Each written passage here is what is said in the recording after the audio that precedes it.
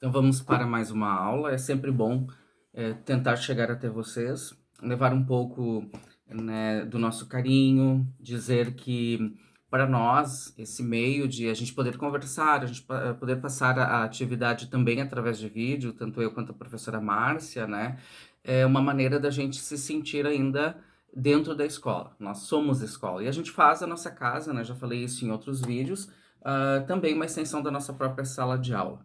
Então, para os sétimos anos, o que que hoje vou abordar um pouquinho com vocês, né? A gente trabalhou sobre toda essa questão da expansão portuguesa aqui no Brasil, a gente viu sobre o mercantilismo e a busca deles, principalmente em trazer produtos e vender, né? Sem ter o interesse de aqui nessas terras formar uma extensão territorial. O que que eu digo enquanto extensão territorial, né? De vir para cá e formar uma nova nação. Não era essa a intenção deles. Eles praticamente vieram para essa terra, descobriram as riquezas que tinham aqui, tiravam tudo e levavam para as suas terras. Então, no caso, de modo mais específico, para Portugal. Se a gente olhar um pouco a América do Norte, já havia o interesse de, nas colônias, formar novas povoações, novas cidades, etc., até para estreitar e levar os produtos e vender nessas localidades. E para nós, né, enquanto professores que vamos passando as aulas para vocês, nem tudo é tão fácil, né? A gente observa, a gente tenta, a gente quer passar a mensagem da melhor forma possível e tentar, ao mesmo tempo, né, fazer vocês compreenderem um pouco esse universo tão maravilhoso que é a história e a geografia.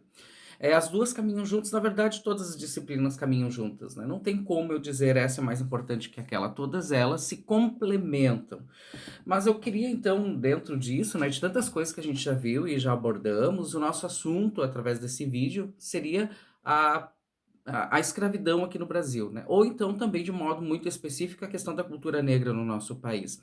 Porque quando a gente olha a colonização, a primeira pergunta que a gente faz é como eles colonizaram, o que que eles fizeram nessas terras, como é que foram os trabalhadores aqui, quando eles vieram para cá, o que que eles encontraram, né? Primeiro que eles encontraram uma natureza exuberante. Existem já relatos e algumas cartas desse período que dizem que eles nunca tinham visto, isso nós temos que pensar lá em 1500, que eles nunca tinham visto águas tão cristalinas e tão lindas quanto as que eles estavam encontrando aqui.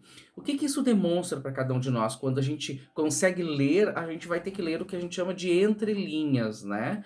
E quando eu leio a entrelinhas, eu vou descobrindo como era também a sociedade que estava fora de nós. E isso a gente chama de interpretação textual também.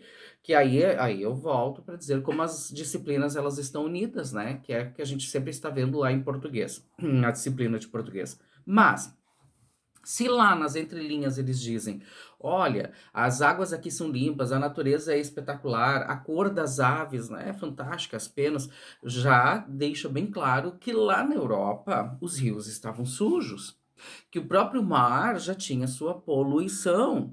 Tanto é que muitas das cidades europeias, já muito grandes, elas tinham o quê? O esgoto a céu aberto. Então, quando eles chegam aqui, eles encontram uma terra bonita, né, com uma vegetação espetacular, eles encontram águas limpas e eles vão, então, fazer toda uma reflexão em cima disso. Mas a primeira tentativa deles era de escravizar os nativos que estavam aqui, né, na nossa América como um todo. Então vamos fazer eles trabalharem para nós, mas isso não vai dar certo. Até porque o modo de vida do indígena, ele era um modo onde havia esse respeito e esse contato muito íntimo com a própria natureza, que é uma coisa que a gente está tentando novamente, né, nas épocas atuais. Entrar em contato e preservar essa natureza que ela é tão destruída. A gente nota isso agora no Brasil, isso é muito atual, com toda a destruição das matas. Porque o indígena, na verdade, ele usa o local onde ele está, mas quando ele percebe que começa a diminuir, principalmente a caça e até a questão da vegetação enquanto alimentação, eles vão para outro local, porque eu tenho que deixar esse lugar onde eu estava se regenerar. E quando se regenera, eu posso voltar para lá de novo. Então, eu não posso esgotar os recursos que estão nessa terra. Porque se eu matar todos os animais, nem mesmo as próprias plantas vão crescer. Porque se eu notar assim, o pássaro que come a semente, ele vai fazer, né, as suas necessidades, o cocô, deixando bem claro, com sementes em vários lugares e novas plantas vão nascer. Então, esse contato, essa relação com a natureza, era praticamente, a gente chama de simbiose, era uma só. Eu estou unida a ela, eu sei que eu não vivo sem ela. Mas quando os portugueses chegam aqui, eles querem tirar todas as riquezas. E não vai dar certo escravizar, então, os nossos indígenas, né, ou os nativos brasileiros, que é o que eu prefiro. Assim como na América toda. Então, eles trazem da África os negros para serem escravizados. E aí sim, Eles pegam essas pessoas e fazem elas trabalhar de forma forçada em nossas terras, né? E é impressionante que, a partir do momento em que eu estou escravizando essas pessoas, que eu estou forçando elas, eu torno elas quase que como um objeto, que é uma coisa que nós estamos lutando muito para que se modifique ainda no século XXI. Porque nós temos ainda o preconceito, né? Nós temos ainda o racismo, que são coisas que na minha cabeça é inimaginável. Até porque uma coisa que nós em sala de aula com certeza iríamos discutir, aonde surgiu a vida, né? E todos os grandes cientistas, né? Todas as pessoas que são estudiosas em relação do local mais correto da onde a vida tenha surgido, ela com certeza foi na África, porque era o local onde havia um maior número de condições em relação à própria natureza, a água, o calor necessário, então todas as coisas próprias para o surgimento da própria vida. Então não existe nenhuma pessoa no mundo, querendo ou não, que não tenha, a gente pode dizer, o seu gene, né, enquanto constituição, lá na própria África. Porque o que, que vai modificar a cor da nossa própria pele? É a necessidade de não precisar de uma preservação tão forte. Quer dizer, eu falei necessidade, quer dizer, não há necessidade de uma preservação tão forte. Eu vou para outros locais onde o próprio local, como é o caso da Europa, muito gelado, e lá o que, que acontece? A própria cor da pele, né, a pigmentação, ela vai se perdendo, porque a cor da pele negroide em si, ela é um ato também de preservação, né, do próprio corpo. Mas o que às vezes me impressiona quando a gente fala em questão de escravidão é que a gente não nota que toda essa cultura também ela está no nosso dia a dia. Ao preparar a aula, eu comecei a pensar, mas na minha casa, será que eu tenho coisas que demonstram isso, né? E o escravo negro, quando ele vem para o Brasil, ele é visto como um objeto e uma mercadoria. Então ele é trazido para cá, principalmente no Porto de São Paulo e depois do Rio de Janeiro. Ele é colocado nos valongos, né, que é uma espécie então de grandes galpões onde eles ficavam confinados e lá eles eram vendidos. E a pessoa, quando ela ia comprar um escravo negro, a primeira coisa que ela olhava é a sua constituição óssea, né? Se tem condições para o trabalho pesado, olhava os dentes para ver como é que estava a saúde, e assim se ofertava um determinado tipo de valor para adquirir essa pessoa e ela trabalhar lá no local onde eu vivo. E a pessoa não tinha nenhum direito, a gente tem que ter essa clareza, seja ele qual for. Ela, então, era adquirida enquanto objeto e ela vai trabalhar até morrer. Ela pertence a uma pessoa, né? Eu lembro que ano passado uma das perguntas que os alunos me fizeram foi: mas qual era o valor da pessoa enquanto pagamento, né? É complicado a gente pensar sobre isso, mas historicamente a gente tem sim registros, que são as dúvidas que todo mundo faz, né? A estimativa, mais ou menos, era como se fosse um valor de um carro popular. Então eu vou pegar esse dinheiro, adquiro a pessoa, mas eu sei que ela vai trabalhar para mim, ela vai render quantos outros carros, né? É uma forma de trabalho, sim, literalmente preso, onde a pessoa, se ela não faz aquilo que a pessoa que tem o poder, se ela não faz aquilo que lhe é mandado, muitas vezes ela até poderia perder a sua própria vida.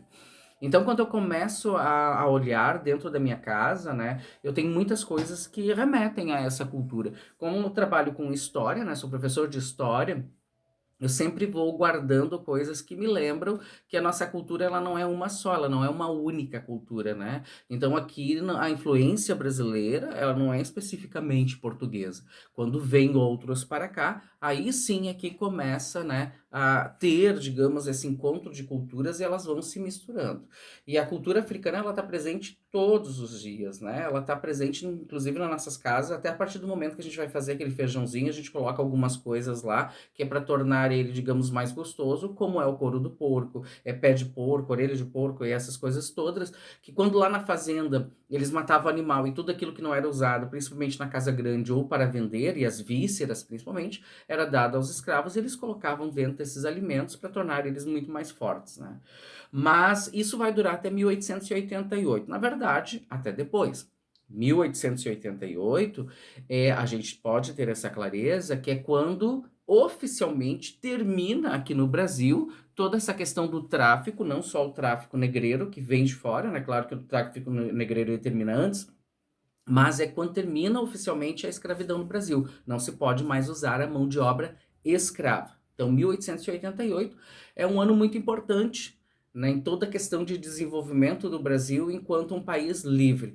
Mas a escravidão em si, ela não chega a terminar especificamente nessa data num país que é tão extenso e é tão grande, né? Enquanto nós temos as grandes metrópoles que chega a notícia de que não se pode mais ter escravos, muitas cidades do interior ainda a escravidão ela permanecia. E mais do que isso, né? O tipo de escravidão e como as pessoas eram tratadas. Eu não vou conseguir no vídeo hoje tratar tudo isso. Claro que em sala de aula a gente ia poder ver várias outras coisas, né? Como é que vivia as pessoas negras dentro das grandes fazendas, né? Ou até mesmo nas cidades. O que que é uma senzala, que daqui a pouco todo mundo pode começar a procurar, e as pessoas estarem amarradas em grilhões. O que que é o negro em si buscar a liberdade, fugir do local onde ele está sendo oprimido e ir para outros locais e procurar viver, né, a sua própria vida sem ser escravo.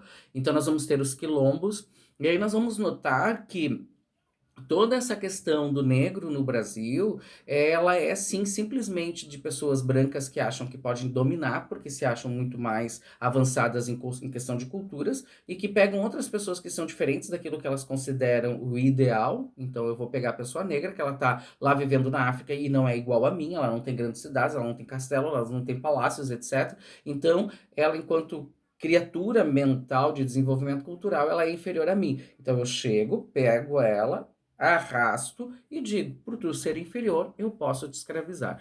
E por incrível que pareça, até mesmo a própria igreja, que tinha o grande poder, a igreja católica, e nós vamos ter algumas igrejas protestantes também, que vão, de certa forma, aceitar essa escravidão e vão dizer que é uma ordem natural daquilo que Deus fez. Mas aí nós esquecemos, né? Para não tornar o vídeo tão longo para todos vocês, eu queria falar também sobre essa questão, né? O negro, ele é, sim, escravizado, mas se eu olhar para o passado, né? A própria questão do Egito é africano. Às vezes as pessoas falam do Egito com uma cultura espetacular, todo mundo gosta de ouvir falar das pirâmides, as grandes estátuas, né? Dos deuses, os próprios palácios que eles construíram, toda essa beleza, a arte, a pintura, a própria escrita, a gente acha fantástico.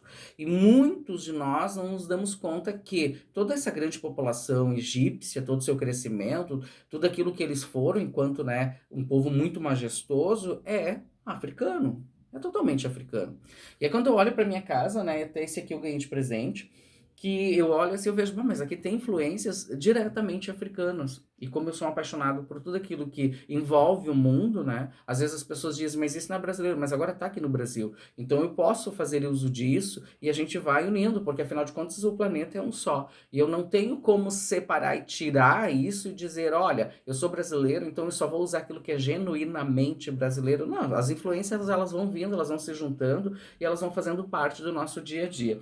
E aí eu me dei conta, né, que eu tenho na minha casa, por exemplo, gatos.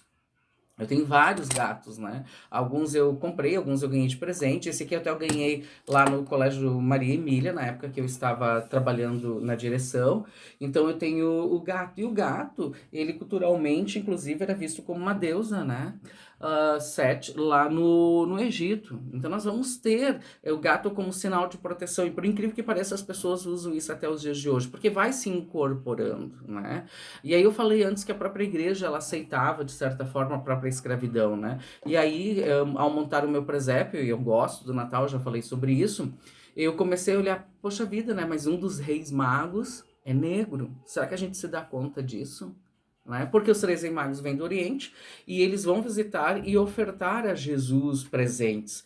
E entre esses três reis magos, nós vamos ter um rei mago que ele é negro. Então, lá na época de Jesus, dentro da sociedade, os negros não eram vistos como escravos na sua totalidade enquanto país. Nós temos que tomar um cuidado em relação a isso, né?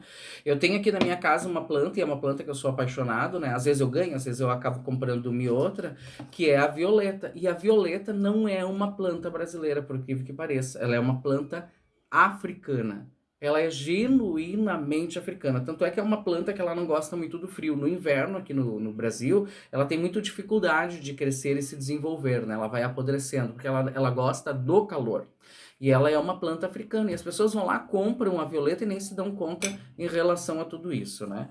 E aí o que mais me surpreende, né? Que o escravo, a pessoa negra, né? Que no Brasil ela sofreu tanto, ela foi tão penalizada e ela não foi... Muitas vezes ela não era vista nem como um ser humano, por incrível que pareça. Será que a gente para pensar sobre isso, né? Hoje em dia, e deixo isso bem claro, é uma coisa absurdo, né? E totalmente inadmissível a gente ainda aceitar que exista no nosso meio, por exemplo, o próprio preconceito, né? Em outubro de 1717, aqui no Brasil, nós vamos ter algo que é espetacular e que acontece muito antes da própria abolição da escravatura, que eu falei antes, 1888, né? Que é o achamento em São Paulo de uma imagem que estava sem a cabeça, que os pescadores estavam no rio e aí eles jogam essa rede, né? Primeiro eles pescam o corpo dessa imagem, depois eles resolvem lançar de novo as redes, e aí é que consiste todo o milagre, eles vão acabar pescando a cabeça dessa imagem. Então eles juntam as duas e formam uma imagem de Nossa Senhora da Conceição. Hoje, pessoal, a segunda maior igreja do mundo construída está no Brasil e é em homenagem a uma imagem que é negra, né? Que é Nossa Senhora Aparecida. Então, o que que eu quero com tudo isso, né? E nesse vídeo de hoje é que a gente pense as culturas que fazem parte do nosso dia, né? E pensar no Brasil, né, enquanto África que está aqui presente também, que faz parte do nosso dia a dia. E pensar que esse povo também ajudou a construir todas as nossas características, todas as nossas questões culturais, ajudou a formar todo o pensamento econômico, a questão da cultura em relação ao próprio alimento, que está, com certeza, até mesmo dentro das nossas próprias casas, às vezes a gente não se dá conta disso, né? Que eu tenho um objeto de lembrança, que é um pequeno berimbau, que é um som fantástico e é um instrumento genuinamente africano, hoje em dia é usado muito nas capoeiras. O vídeo, mais do que tudo, ele vem a ser uma reflexão. O vídeo, o que que ele quer antes de tudo, né? Eu falei muito pouco, mas no texto lá vai trazer algumas informações a mais em relação à própria escravidão aqui dentro do nosso país, mas mais do que isso é nós nos darmos conta que, enquanto população mundial, enquanto povos, muitas vezes o que nos difere pode ser a própria cor da pele, o jeito dos olhos, questões até de pensamentos culturais, etc., mas nós estamos num planeta que ele é único. Então essas coisas nós temos que modificar nos dias atuais, né? Ainda mais num Brasil, agora sim, chegando ao fim do nosso vídeo, num Brasil onde, segundo o IBGE, que a gente já falou sobre isso e vocês já fizeram perguntas e já foram respondidas, segundo o IBGE, nós somos um povo com 54% de pessoas negras ou descendentes de pessoas negras. Então, de 100% da população brasileira, 54% ou é descendente ou é negra, é 54%, é mais do que a metade. Como é que eu posso admitir que no nosso país ainda existe pessoas políticas que ainda pregam o racismo, né? E isso a gente tem que estar muito atento. Como é que eu posso aceitar pessoas que acham que o outro, em função da cor, é menos? E que ela não pode ser igual, e que quando eu olho assim, por exemplo, as escolas, as universidades, onde boa parte ainda de pessoas são brancas que estão lá dentro, quando a população, na sua maioria, ela é negra. Então, como é que nós lidamos com tudo isso? O que está aqui na nossa cabeça? Como é que nós modificamos o nosso pensamento e a gente vem a se tornar, digamos, pessoas, digamos não, mas que nós vamos sim ser pessoas que a gente se dá conta de que somos todos iguais, né? Eu penso assim, quando acharam essa imagem enegrecida de Nossa Senhora Aparecida, tem uma mensagem espetacular, né? Porque a imagem genuinamente brasileira, ela é negra. E aí, e eu tive a oportunidade de visitar, de olhar essa imagem, é uma emoção muito grande, né? E aí, às vezes, a gente prega tantas coisas, a gente acaba sendo, muitas vezes, até racistas, né? Dentro do nosso íntimo, mas daí à noite a gente reza para Deus. E aí? Como é que nós lidamos enquanto pessoas? Eu espero que fique um pouquinho desses questionamentos, que a gente pense um pouquinho, porque mais do que passar muitas datas e fatos históricos em relação à própria questão da escravidão no Brasil, embora eu tenha passado algumas datas, mais do que isso, eu gostaria que a gente fizesse uma grande reflexão sobre esse tema em relação ao nosso dia a dia. Tá certo? Eu teria outras coisas, até eu tenho dois tecidos ali, a professora Márcia também tem, eu acredito que ela vai mostrar para vocês. Eu também tenho ali uma camisa que eu ganhei africana, só que ela tá guardadinha, né? Quando eu tirei tava muito amassada, eu fiquei com vergonha de mostrar para vocês.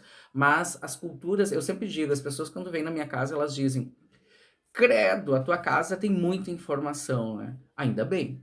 Eu quero que a minha casa tenha muita informação, porque isso é próprio de mim. Atrás de mim, vocês estão vendo, ali tem, que eu já havia comentado, ali tem o filtro de sonhos, já tem coisa de Natal, tem uma lamparina marroquina. Então, na minha casa, as coisas vão se encontrar.